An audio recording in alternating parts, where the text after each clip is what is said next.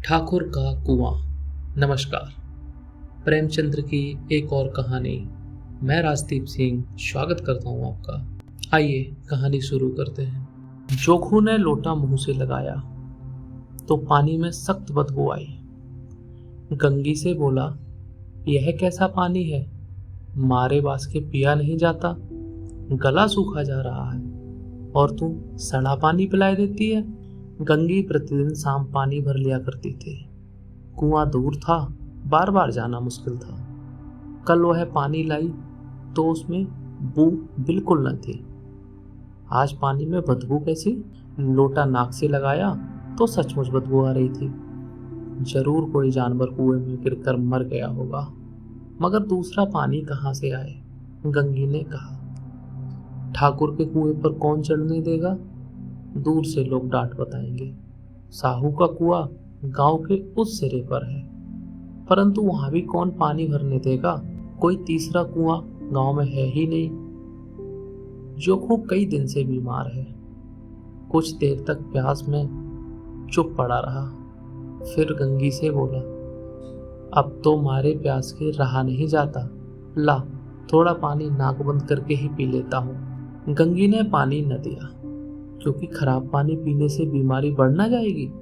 इतना तो गंगी जानती थी, परंतु यह न जानती थी कि पानी को उबाल देने से उसकी खराबी चली जाती है। बोली, यह पानी कैसे पियोगे? न जाने कौन सा जानवर मरा हो। मैं कुएं से दूसरा पानी ले देती हूँ। जोखू ने आश्चर्य से उसकी ओर देखा। कहाँ से पानी लाएगी? ठाकुर और साहू के दो कुएं तो हैं, क्या एक लोटा पानी न भरने देंगे? गंगी ने बोला। जोखू बोला, हाथ पांव तोड़वा के आएगी और कुछ ना होगा। बैठ चुपके से। ब्रह्म देवता आशीर्वाद देंगे, ठाकुर लाठी मारेंगे, साहू जी 1 के 5 लेंगे। गरीबों का दर्द समझता है। हम तो मर भी जाते हैं तो कोई द्वार पर झांकने नहीं आता। कंधा देना तो बड़ी बात है, ऐसे लोग कुएं से पानी भरने देंगे? इन शब्दों में एक कड़वा सत्य था। गंगी क्या जवाब देती, किंतु उसने वह बदबूदार पानी पीने न दिया। रात के 9 बजे थे। थके मादे मजदूर सो चुके थे। ठाकुर के दरवाजे पर 10-5 बेफिक्रे जमा थे। मैदानी बहादुर का तो अब न जमाना रहा न मौका। कानूनी बहादुर की बातें हो रही थी। कितनी होशियारी से ठाकुर ने थानेदार को एक खास मुकदमे में रिश्वत दी और साफ निकल गए। कितनी अक्लमंदी से एक मार्के की मुकदमे की नकल ले आए। नाजिर और मोहम्मिम सभी कहते थे नकल नहीं मिल सकती। कोई 50 मांगता था, कोई 100। यहाँ बेपैसे कौड़ी में नकल उड़ाती। काम करने का ढंग चाहिए। इसी समय गंगी कुएं से पानी लेने पहुंची। कुप्पी की धुंधली रोशनी कुएं पर आ रही थी। गंगी जगत की आड़ में बैठी मौके का इंतजार करने लगी। इस कुएं का पानी सारा गांव पीता है, किसी के लिए कोई रोक नहीं, सिर्फ ये बदनसीब नहीं भर सकते। गंगी का विद्रोही दिल रिवाजी पाबंदियों और मजबूरियों की चोटें करने लगा। हम क्यों नीच हैं और ये लोग क्यों ऊंच हैं? इसलिए कि ये लोग गले में धागा डाल लेते हैं। यहाँ तो जितने हैं एक से एक छठे हैं। चोरी ये करें, जाल फरेब ये करें, झूठे मुकदमे ये करें।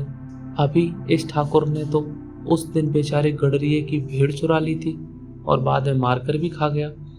इन्हीं पंडित के घर में तो 12 मास जुआ खेला जाता है। यही साहू जी है जो घी में तेल मिलाकर बेच देते हैं, काम करा लेते हैं, मजूरी देते, नानी मरती है इनकी। किस किस बात में हमसे ऊंचे हैं? हम गली गली चिल्लाते नहीं है कि हम ऊंचे हैं, हम ऊंचे हैं। कभी गांव में आ जाती हूँ तो रस भरी आंख से देखने लगते हैं, जैसे सबकी छाती पर सांप लौट गया हो। परंतु घमंड किस बात का कि हम ऊंचे हैं? कुएं पर किसी के आने की आहट हुई। गंगी की छाती धक धक करने लगी। कोई देख लेगा तो गजब हो जाएगा, एक लात में नीचे जा पड़ेगी। उसने घड़ा और रस्सी उठा ली और झुककर चलती हुई एक वृक्ष के अंधेरे के साये में जाकर खड़ी हो गई। कब इन लोगों को दया आती है किसी पर? बेचारे महंगू को इतना मारा कि महीनों लहू थूकता रहा। इसीलिए तो उसने बेगार न दी। इस पर ये लोग ऊंचे बनते हैं। गंगी यही मनोमन सोच रही थी। कुछ स्त्रियां कुएं पर पानी भरने आई। इनमें बात हो रही थी। खाना खाने चले और हुक्म कर दिया, जाओ ताजा पानी भर लाओ। घड़े खरीदने के पैसे नहीं है। हम लोगों को आराम से बैठे देख जैसे मर्दों को जलन होती है। हाँ, यह तो ना हुआ कि कलसिया उठाकर भर लाते, बस हुक्म चला दिया कि ताजा पानी लाओ, जैसे हम लौंडिया ही तो हैं। मत लजाओ जीजी, छिन भर आराम करने को जी तरसता है। इतना काम किसी दूसरे के घर में कर लेती तो इससे कहीं आराम में रहती। ऊपर से वह एहसान मानता, यहाँ काम करते करते मर जाओ और किसी का मुंह सीधा नहीं होता। दोनों पानी भरकर चली गई तो गंगी वृक्ष की छाया से निकली और कुएं की जगत के पास आई। बेफिक्रे चले गए थे। ठाकुर भी दरवाजा बंद करके अंदर आंगन में सोने जा रहे थे। गंगी ने क्षणिक सुख की सांस ली। किसी तरह मैदान तो साफ हुआ। अमृत चुरा लाने के लिए जो राजकुमार किसी जमाने में गया था, वह भी शायद इतनी सावधानी के साथ और समझ बूझकर न गया हो। गंगी दबे पांव कुएं की जगत पर चढ़ी। विजय का ऐसा अनुभव उसे कभी न हुआ था। उसने रस्सी का फंदा घड़े में डाला, दाएं बाएं चौकन्नी दृष्टि से देखा, जैसे कोई सिपाही रात को शत्रु के किले को सुराख रहा हो।